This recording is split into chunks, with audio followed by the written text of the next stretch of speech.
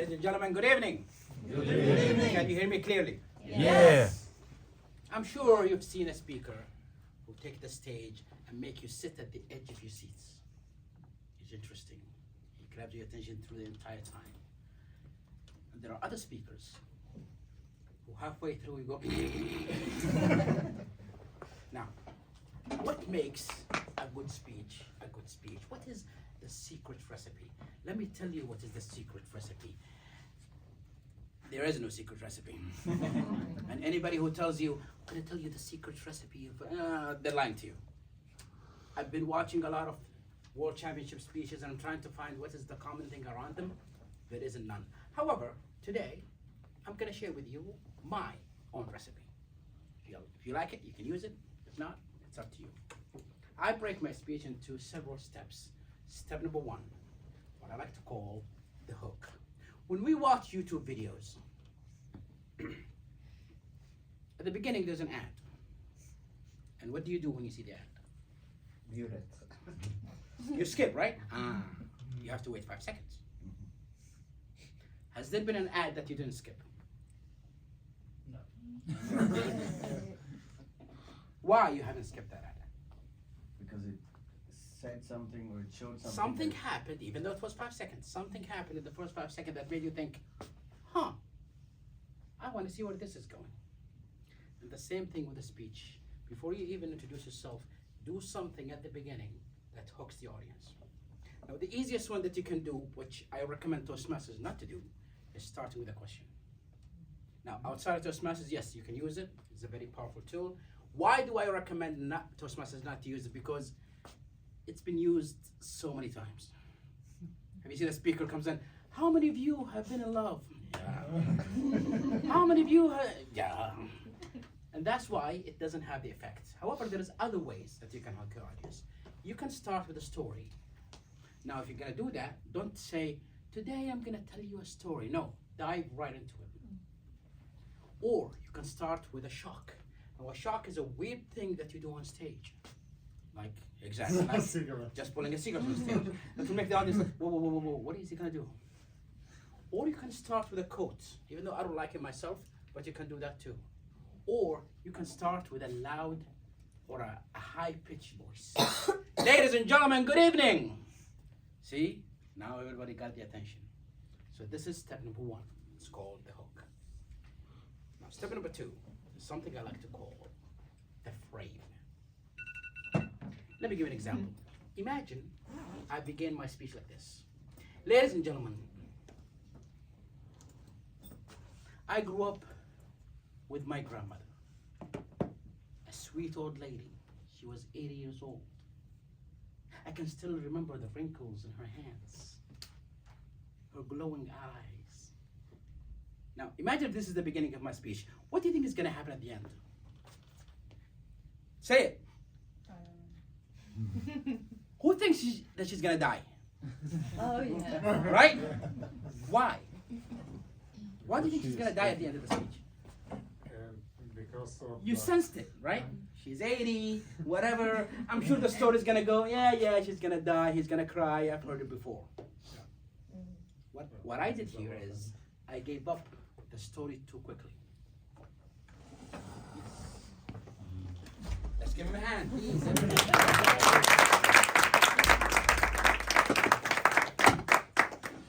So what I did here is I gave up the story too quickly at the beginning.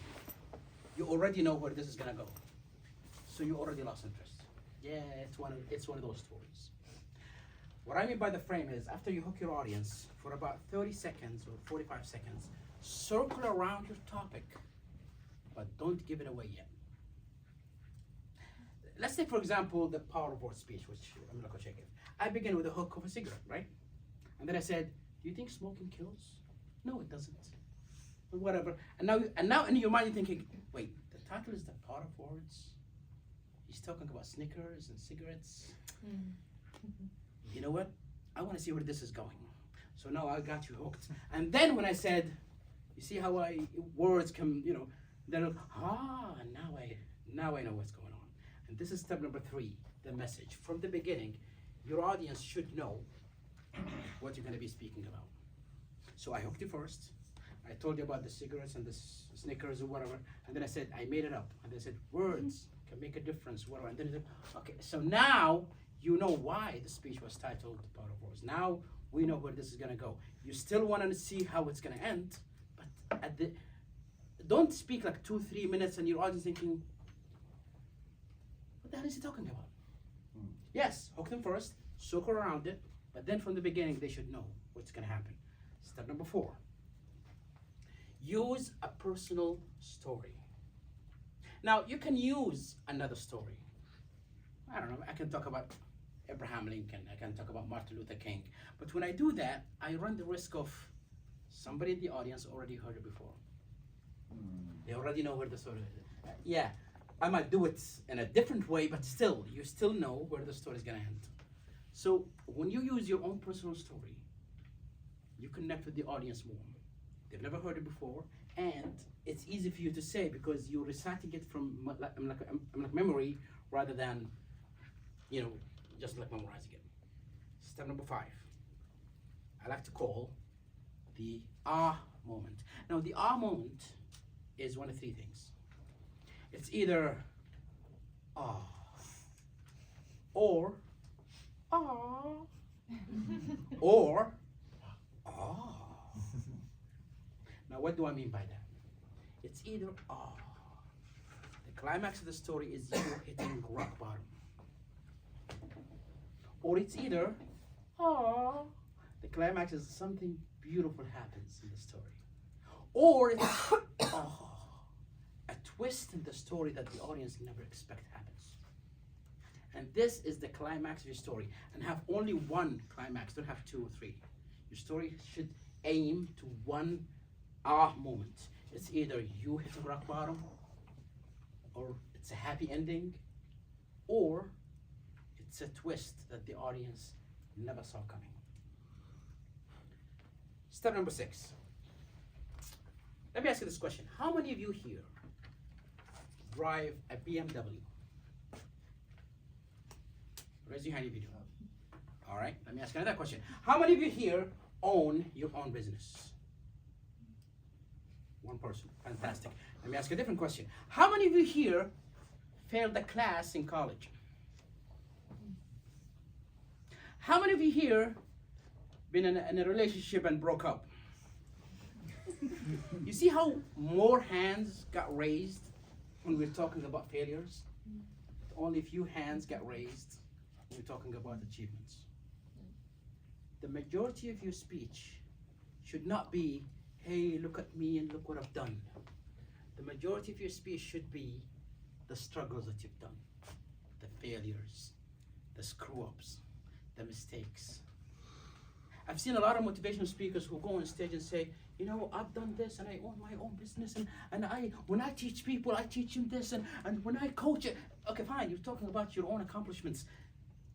The audience are not the same as you. But when I tell you that, in college I was a very bad student and I failed a lot of classes, you're thinking, me too. When I say I had a girlfriend and she broke my heart and broke up with me too. See, when you're talking about your failures, your audience connect with you more.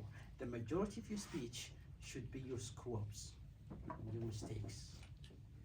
And that leaves us to step number 7, I like to call the victory line.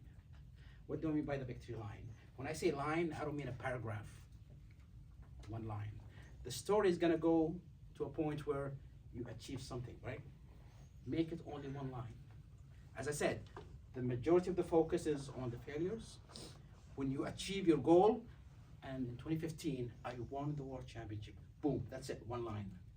Don't elaborate on it and say, oh, and then after that, I did this. And then again, when you do that, even if it's true, your audience start to feel the only reason I'm giving this speech is just I wanted to brag. I wanted to show off. Again, it might be true, but the more you spend on your achievements or your successes, the more the speech comes out as you just bragging about what you've done. Step number 8. Do you remember in school, a math class? And at the end of the math class, the teacher gives you homework. He asks you to do it at home. Why? Why would he give you homework to do at home? So you learn. Because when you do it outside the environment of a classroom, the information sticks in your mind more. And if you notice, a lot of the teachers, they say, don't do the homework at school. No, do it when you're home. Because when you do it outside the environment of a classroom, the information sticks in your mind more. In the conclusion of your speech, ask your audience to do something. This is called the call to action. Give them something to do and make it something that they do outside this hall.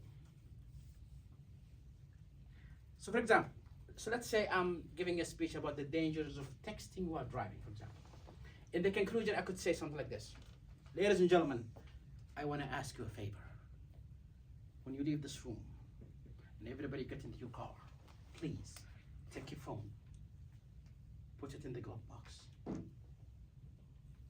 No phone call is worth your life. No text is worth your life. No Instagram message is worth your life. So I gave you a homework, which is what? Put your phone in the glove box. Now, whether they do it or not, that's a different story.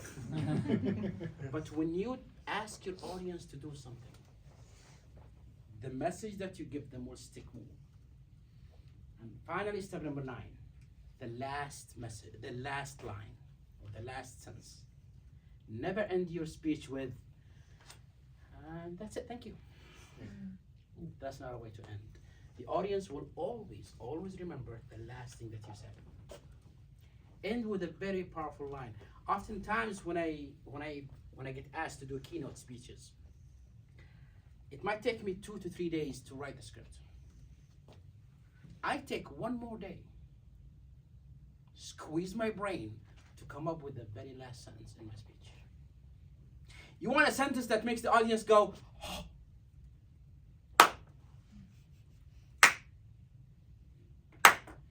This is the reaction that you want, the slow clap.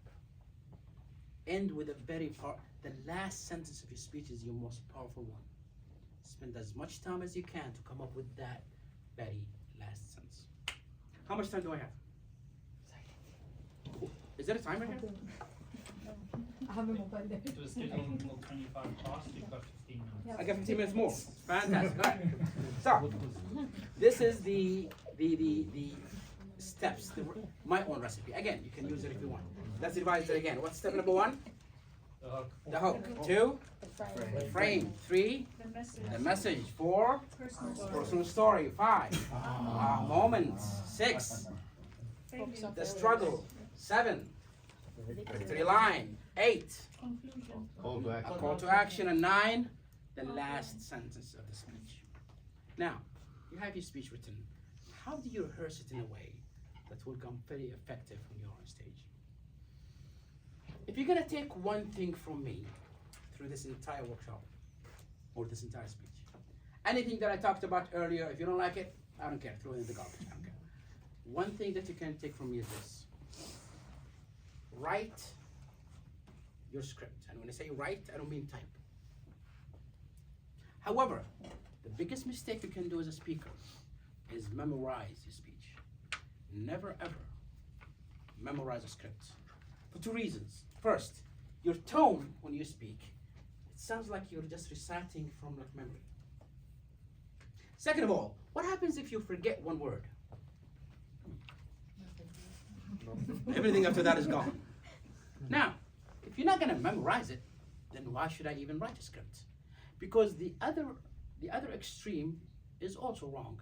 I've seen some people who say, I just have an idea in my mind.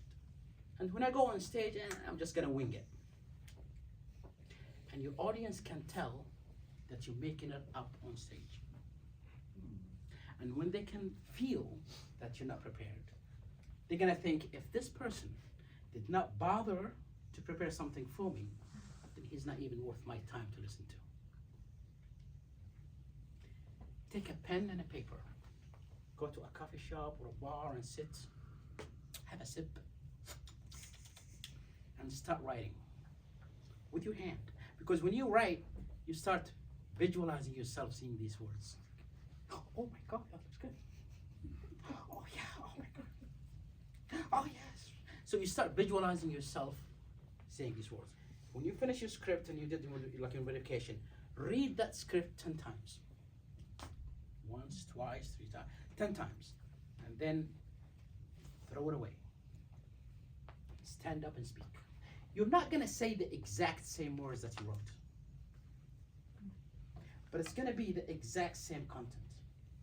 You know how to begin, you know how to hook, how to frame, you know how to go to the body of the story, you know what the aha moment is, you know what the call to action is, you know what the last statement is. Everything else is gonna fall into place. And if you start speaking and you get lost, don't force it. Stop. Grab it again, read it 5 more times, throw it away, and do it again. Step number 2, stand in front of a mirror.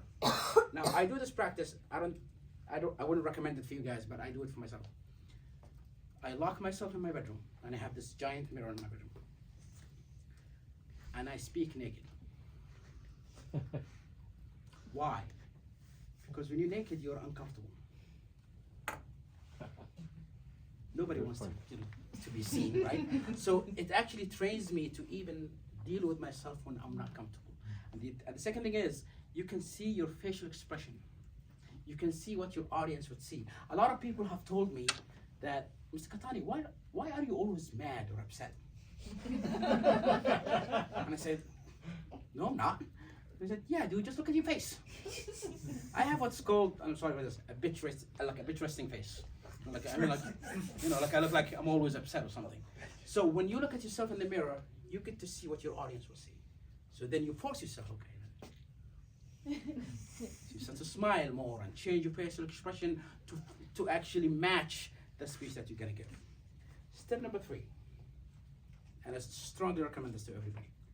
Invite one of your friends, and please pick someone who is not a Toastmaster.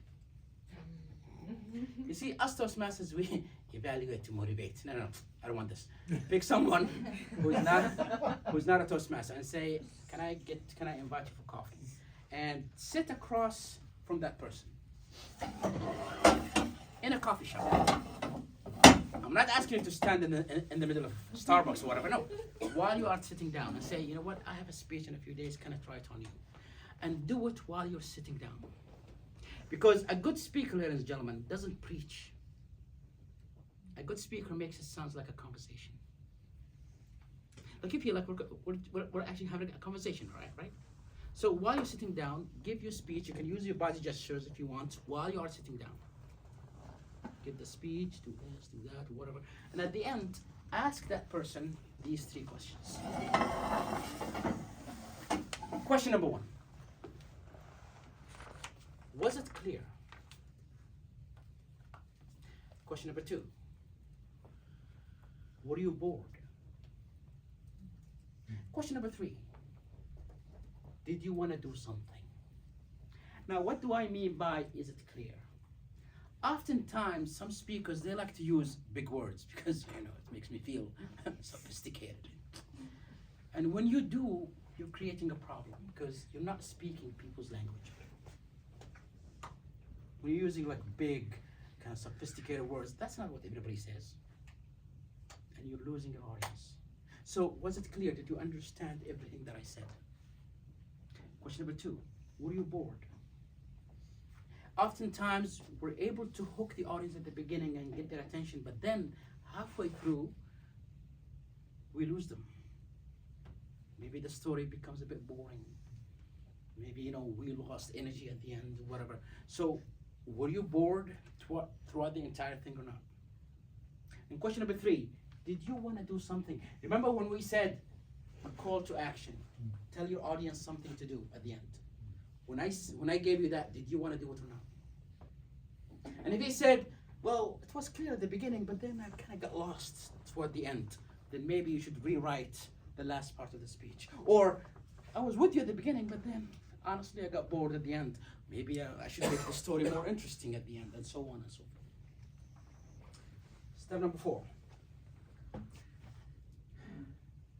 If I asked you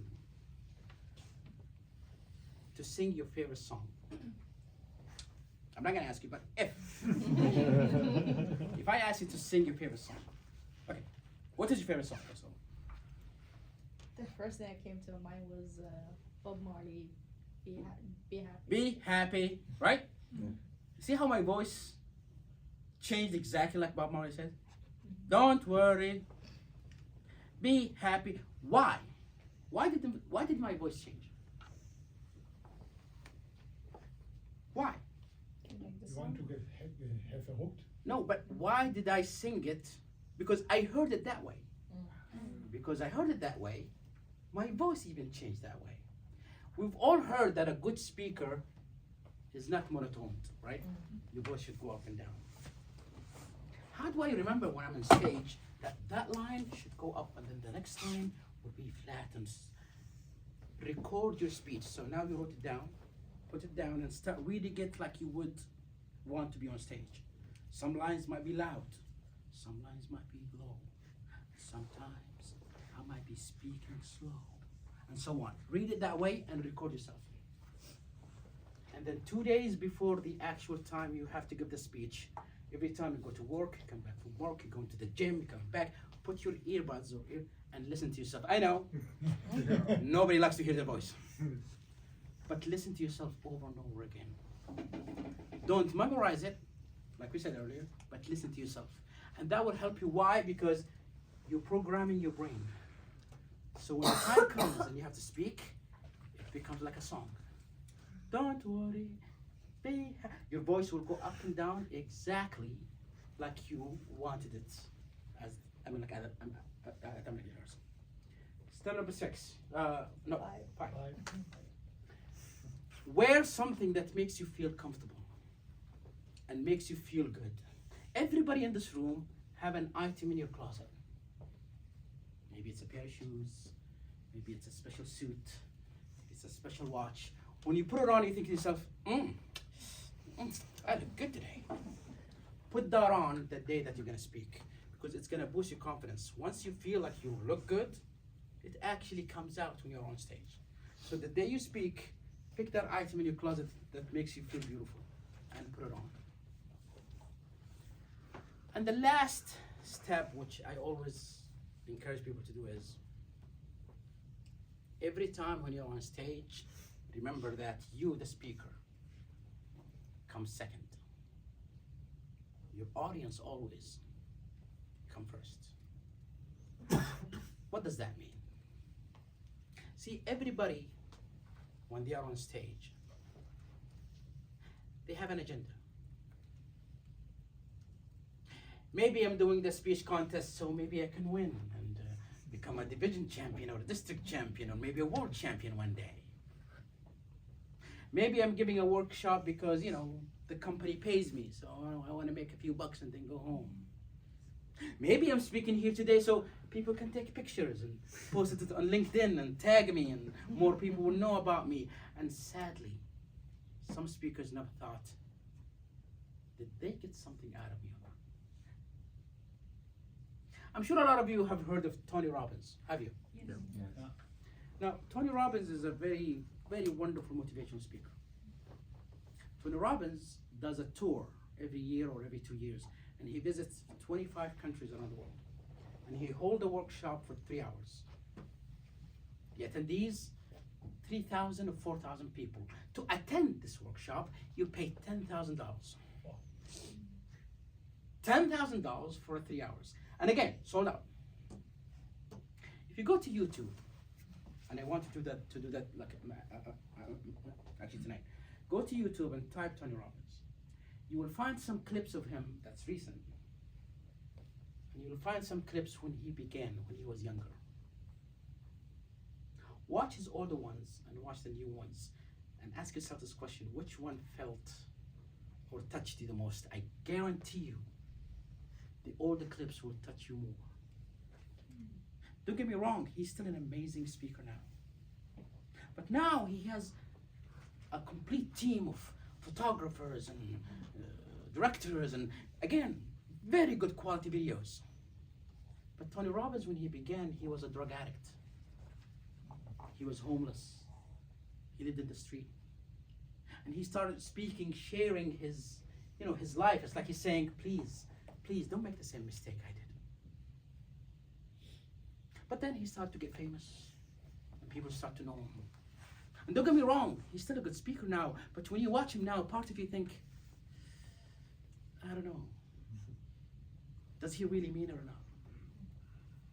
And your audience can tell if you are on stage for your own agenda only, or if you are there for them to learn something.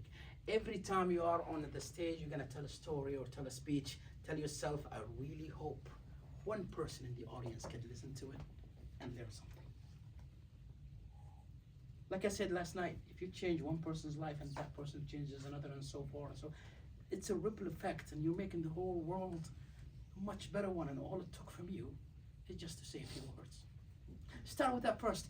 Don't worry, the fame will come, the championship will come, the money will come, all of it will come. Don't worry. It might take time, but it will happen. But when you speak with the intention that you really want to change lives, it really makes a difference.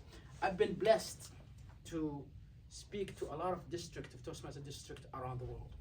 In fact, I've done 33 districts so far.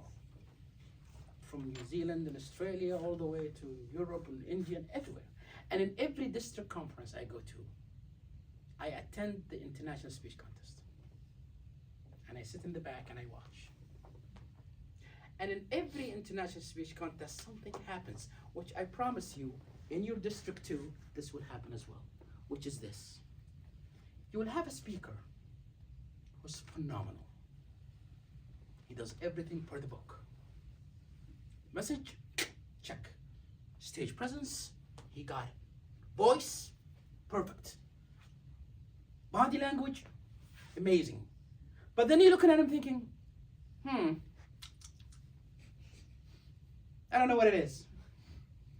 Something, I don't know what it is, it's missing. And then after that speaker, another speaker will come in. Sometimes with a broken English. Sometimes with a broken grammar. Sometimes with a broken pronunciation. But you listen to him and you think, oh my God, I can feel it. This guy really, really want to make a difference. This guy really means what they say. And in your district, this will happen too. And guess what?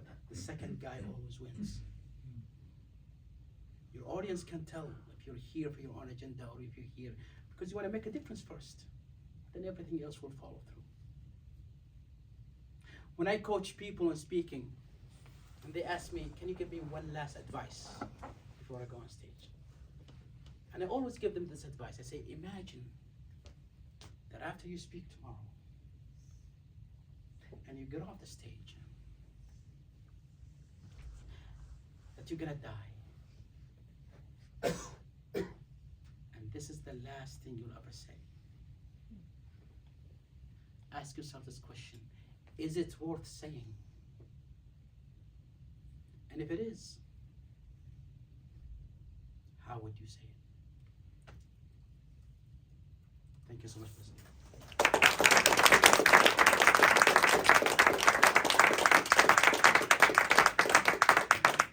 Wow. It's truly amazing. Thank you so much for all the tips. Oh, you want to say something?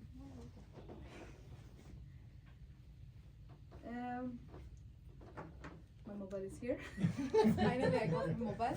So we are on time. So we'll come back again in 10 minutes. All right. We'll have the next session.